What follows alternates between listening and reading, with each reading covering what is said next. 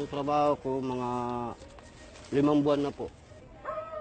Pumunta ako tanghali mga alas 12. Hanggang ngayon, nandito ako.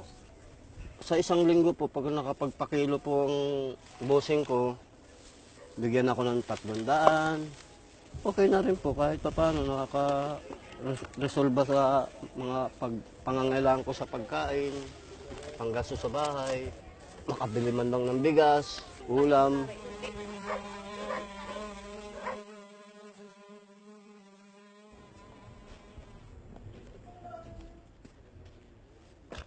Kano to? 25 po. 25.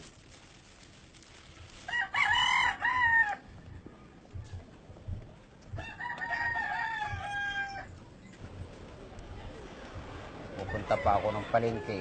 Bibili pa ako ng ng mga panahong. Tulad ng mga bawang, ganyan, mga sibuyas.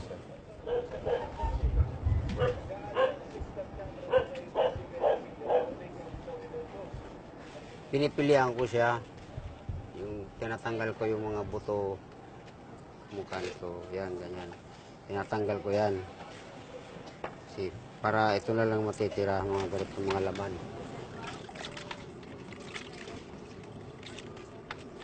Tapos sinugasan ko siya.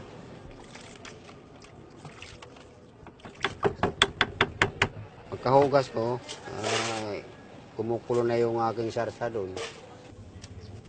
Ilalagay ko siya doon.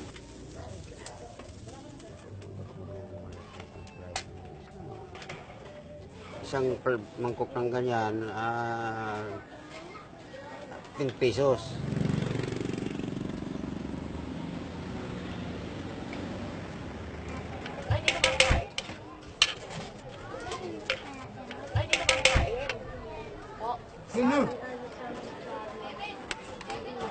Kaya lang po ako kumakain. Masarap. Masarap kumain.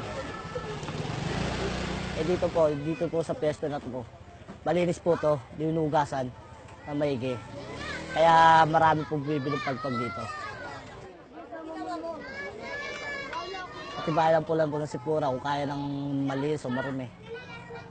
Kami, sanay na po kami rito Ay po, ganyan po talaga, ang kaya. Pag puro pagpag Hanggat nandito po kami, kakain na pa rin tayong papan.